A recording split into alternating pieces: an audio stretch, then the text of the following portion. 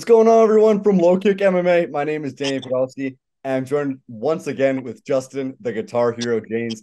He is set to return to MMA at UNF on October 21st when he takes on Chris Padilla. Justin, thank you so much for coming on. Hey man, thank you for having me once again. Love coming on your show. I think you guys do an awesome job. Yeah, and just first off, how this fight with Chris Padilla come together? How's training been going? Oh, dude, training's been great, man. I'm a better version of myself. Dealing with that neck injury I had throughout the UFC, it's always kind of hindered my training. It hindered a lot of things because I had to play around it. But I had neck surgery in January. I feel I'm ready to go. I'm in shape. I'm so excited. It's been almost 2 years since I've competed last. So let's go, man. Let's go get some kicky punchy. I'm ready to do some damage and ready to get punched. Give me the timeline of when you had your neck surgery and what the recovery's been like to get back to this point. Well, when the neck surgery, it happened in February, this past February. But leading up to that, I had a herniated disc, a severe herniated disc, throughout my UFC career. But it was enough to where I could still manage, I could still get by, deal with the pain. Then I was getting ready for what's his name, Carl Deaton. It started to get worse. But me and him had a grudge match, and the worst thing I felt I could have done is back out of that fight, even against my better judgment. Even my coaches are like, "Hey, man, maybe we sit this one out." Unfortunately, didn't work out like that. Had neck surgery in February, and dude, it was an incredible surgery. I had disc replacement. Immediately, my strength went up like 40% within the first couple days. I was in recovery for probably 6 to 8 weeks to where I couldn't. I mean, I could walk and do normal life stuff, but I couldn't train for 6 to 8 weeks. Then just slowly progressed into it. Got me one of those iron necks, and worked on that for a little while. Then progressed into wrestling. I had my first like competition. I did an international wrestling competition in Spain in July. Uh, Felt pretty good for the most part, with all things considered. But now I feel even better than that. My neck held up. In wrestling, there's a lot of wear and tear in your neck, obviously, hence the injury. But dude, I feel fucking great. This camp has been incredible. Hasn't been the longest camp I've ever had. It's been kind of a shorter one. It's not. This is not a short notice fight by any means. But it's I like 8 weeks. I probably had like 5 to 6 weeks, which is fine. But dude, I feel great. The recovery's been great. My neck's 100%, probably stronger now than it ever has been. And you're double booked, right?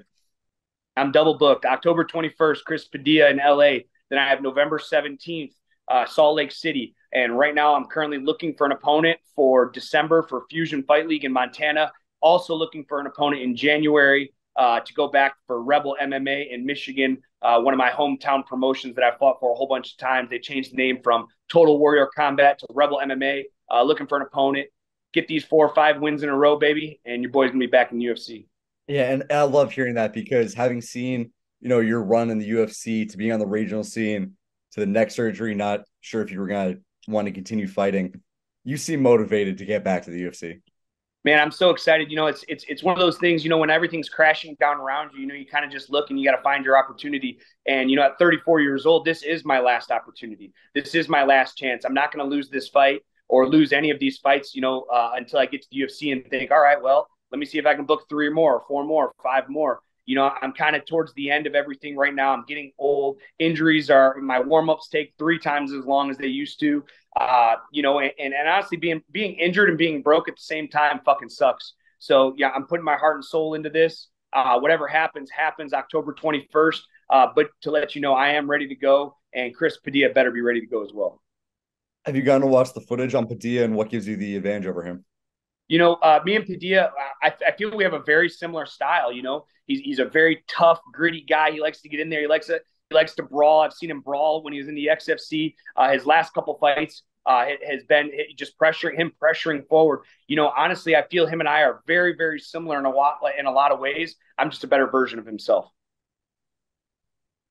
Looking at him, so when I had you on my podcast, you mentioned, you were talking about his nickname Taco. Is there any animosity in this fight? Or what's your No, opinion? no, there's no animosity. Most of the time, there's no animosity when I fight. But at the end of the day, I do have to punch this guy in the face and make his brain turn off. So it's not personal. As Chaos Williams just says, another Michigan native, it's not personal. It's just punishment. We were scheduled to fight a couple of years ago, or I think it was, I can't remember who the promoter was. I want to say it was for Ex-UFC. They were trying to get the Justin Jaynes Chris Padilla matchup. He kept saying no for whatever reason. I don't know why. Maybe he thinks I'm on my downfall right now. I've lost a couple in a row, so maybe he thinks he can take advantage of that. But let alone does he know I'm stronger now than I ever have been. I want to ask about Carl Deaton because there was obviously the grudge match there. How affected were you going into that fight? And then just with Dean himself, has there been any communication between you guys after that fight? Did you guys end up making good, or is it still, I'm not talking I to him? have nothing good to say about Carl Deaton. I lost the fight fair and square. The guy's just a dirtball, and it's one of the things that in such a dirtball, even he comes by it naturally. I'm very respectful. For the most part, actually, I know, what, I am respectful. I've never had some animosity towards his opponent, but for what he did, coming to my gym, train with me, become friends, and then next thing he gets kicked out of the gym for being an asshole, and then, I want to fight him. It's like, I just think that's Bush League. And at the end of the day, I might have lost the fight, but I didn't lose my integrity. I'm not a piece of shit. I'm not a snake. And Carl Deaton is just not somebody that, nobody wants to be associated with the guy. He got kicked out of Extreme Couture. Nobody wants to be associated with him or anybody's around.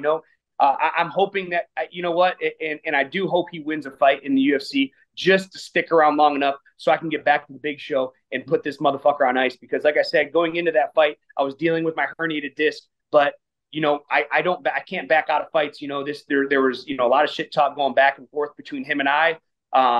My ego got the best of me. My coaches even said, "Hey man, maybe we should sit this one out for another day. Let's get you taken care of." And I was like, "Fuck that. I want to go punch this guy in the face." And, at the end of the day, Carl Deaton's Carl Deaton. I hope he wins. I just hope he sticks around in the UFC long enough for me to get back so I can really show the world. And you know what? Hats off to him, as a fighter, because he got in my head. It's he lured me in with shit talking. I mean, he was texting me like, "I'll fight you up." I was like, "Carl, like, what the fuck? I thought we were boys."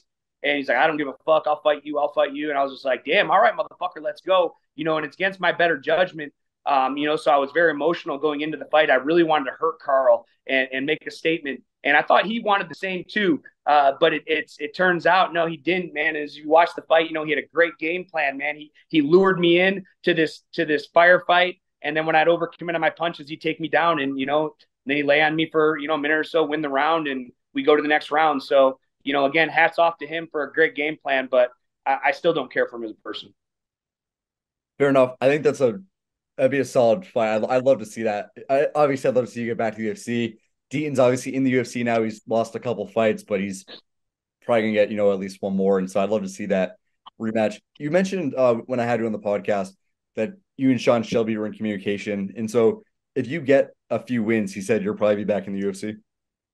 I didn't mean I'm not in direct communication with Sean Shelby. I'm in direct communication with Jason House, who's obviously in communication with him. So there's that. But yeah, I just talked to Jason a couple of days. He goes, "Sean likes you, man. He thinks you're an exciting fighter. You show up, you bring it, you make weight. Unfortunately, we just had a couple slip ups. I lost a split decision. And then I had then three or four short notice fights in a row, fighting some of the best guys in the world, man. I mean, at the end of the day, a lot of these fights are coin flip fights, and if you flip a coin, 10 times, there's a chance you lose 4 or 5, or you miss 4 or 5 in a row. And unfortunately, that's just how it went for me. So I'm looking to knock these guys out. I'm looking to show a statement that I'm back, I'm ready to go, and hopefully I get another opportunity in the UFC in the next year. Training at Extreme Couture. First off, who have been your main training partners for this camp? My main training partners has mostly been Roman Isbell. We've been going. There's a guy named Cody Solka, who's not an MMA fighter, but he's such a tough, gritty grappler that he gives me fits. So I've been wrestling with him every day. Mostly not just for the conditioning and that. Paul Felder's been recently coming into the gym. I've been working with him a ton. For the couple days that he's in town doing commentary. To learn from a guy that I look up to, not only as a fighter. You just saw my Instagram post. We just took a picture yesterday together. Not only as a fighter, but as a commentator. This is somebody that I strive to be and be like as I progress through my career. So, I wouldn't say there's any one person in particular, if I had to give shout outs to anybody, I want to give shout outs to Andrew Jacoby, one of my best friends, my athletic trainer who's been taking care of my injuries since day one. I want to give a shout out to fighter Leanne O'Malley, professional boxer that I work with. She's been doing all my meal preps for this fight. I mean, it's the people behind the closed doors that aren't on the mats, in there, getting punched and sweating, but they're still providing for our team. My head coach, Dennis Davis, has been out of town a lot lately, so I haven't really been able to work with him. I've been working with Roman Isbell, man. He's a stud. He's an incredible mitt holder. He's an incredible game planner. He's one of the best up-and-coming coaches we got at Extreme Couture right now. So just a big shout out to all the people behind the curtain that don't get enough credit for guys going into fights like me. And switching gears from MMA for a second, I obviously see the Detroit Lions shirt you got on. You gotta be happy with their start to the season. Come on, I liked Detroit before it was cool. I see all these fucking bandwagoners. Oh, Detroit's my team. Shut the fuck up. I have a shirt that I bought. I liked Detroit before it was cool. It's in my room right now. I just got it today from Amazon. Like, when Detroit was 0-16, I went to 3 of their games that year. When they're having losing, I'm showing up. I'm there. And you know what really sucks is I'm so happy they're winning. They're starting. They're in the number one in the NFC North. They're 4-1. They're smashing everybody. The one loss to the Seahawks in overtime.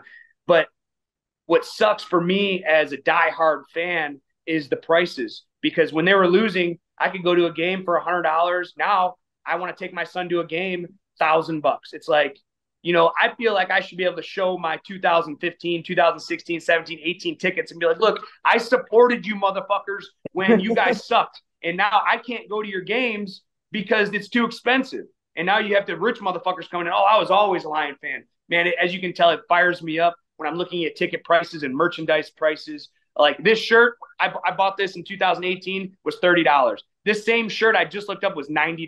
The same shirt. It's fucking disgusting. And I get it. We got to get our money when we can. We're putting in a lot of money into some big players. But for the diehard fan like me that just loves the Lions and loves Lions football, it really sucks. I love seeing you get that fired up about it.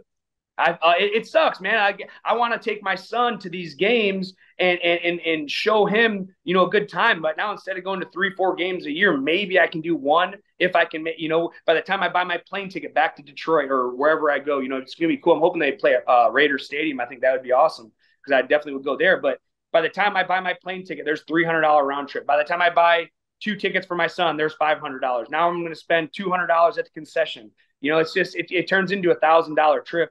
And it just really sucks for guys like me who, again, were there through all the hard times. We're there through all the losses. And now finally we have a team and you get all these bandwagoners. Oh, I always support Alliance. Shut the fuck up, motherfucker. Let me see your post from 2004 or 2000 fucking last year and down. You know what I'm saying? Like, it fires me up, dude. It fucking pisses me off. Well, I will say it's funny. I'm seeing one of the veins popping on your oh, head. Man, yeah. It's funny that I'll give you this. The Lions, they look really good. Probably gonna win the NFC North. They're gonna have a tough time getting by my Eagles, though. Hey, that's what everyone told me about Kansas City too. And I know they had Travis Kelce out, but then Lions weren't even. They didn't even play a good game. Neither team played a good game. It was a very sloppy game. I wasn't impressed with either offense. And they end up winning the game 20-20 or 21-20. And that's one thing. I can relate to the Lions. The thing I love about the Lions is that it's just my relation to them. It's like, we're down but not out. The last 10 years, what do you mean the last 10 years? The last 50 years, we've been down. We've had some incredible players, Barry Sanders, Calvin Johnson, Matt Stafford, just to name 3 right off the top of my head. And we've never been able to produce championships. But, with the Dan Campbell attitude is how I feel too. Dan took over the program. It was a trash program, last year they started the year off like 1-5 or 1-6, thought it was going to be the same. Dan turned around. He's like 14-3 in his last 17 games, last year to this year. It just goes to show, no matter how far you're down, you're not out. And that's kind of how I'm taking into this approach. Right now, people consider me down, but I'm not out. And I'm going to make a comeback just like the Lions are doing this year. And I'm going to get back to the UFC. So, Justin, we've talked about, between my podcast, between the interviews I've done for LowKick, we've talked about pretty much everything. We talked fight, obviously. We've talked betting. We've talked, hunting and all that. We just talked football. But one thing I haven't talked about is you and your son. And that's something that's come up so much throughout the years. There's one point where you're telling me that you wanted to come back because your son was motivating you. And you're talking about wanting to bring your son to the football games. Like, how important is he to you?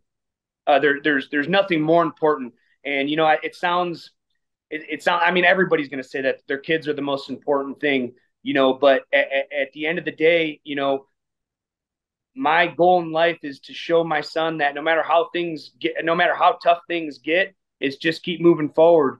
It's just like the Rocky saying, nothing hits harder than life. And that's so true. And I see all these soft ass kids. I run a kids program in Las Vegas, and I see all these soft ass kids as soon as they feel some adversity, they quit or they break. And not even just kids, adults as well. I'm not going to say my adversity is any worse than anybody else's, but I'm dealing with a lot of adversity right now: physical adversity, financial adversity, career adversity. How am I going to pay for my bills, over the next year? I don't know, but I'll figure it out. And at the end of the day, I want him to see all the adversity that I'm going to overcome and I'm going to continue to overcome, whether it's in MMA, whether it's, my next job or like this next surgery. Like, dude, I had fucking surgical, I had surgical. I had spinal surgery, and I didn't know if I was ever going to fight again, man. It's a serious surgery. When you're fucking with your spinal cord and stuff like that, that's serious. And, I even asked my son, I was like, hey, do you want me to keep fighting? And he said, just, it's your choice. It's your body. So I want to show him, that I can overcome and that he can overcome too, because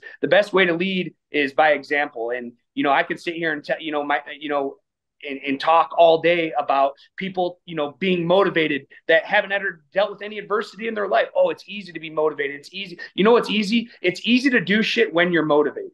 It's easy. I'm feeling good. Let's go to the gym. Let's get a good ass workout in. You know what? The hard days that you get better are the days that, fuck, I'm tired, I'm hungover, I didn't get any sleep, I only got 3 hours of sleep last night, I'm going to skip today. Those are the days you get better. And that's something that I'm really trying to instill on him is, it's early on in his career, he'd lose a wrestling match or a grappling match, and he'd say something like, oh, well, he was bigger than me or he was older than me. I don't give a fuck.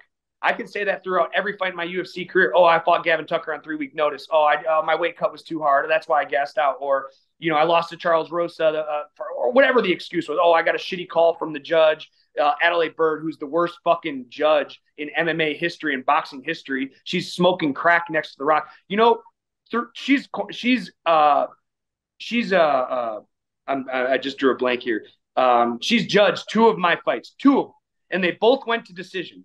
The first one was against Tommy Aaron in California. First round, boom, drop him with an uppercut right on the chin, bang, flat lines on his back. I get up, I start punching him. He grabs one of my legs, I guillotine him, boom, cinching a hard ass guillotine. He rolls to his back. I finished the round in mount, punching him. I get up, walk to my corner.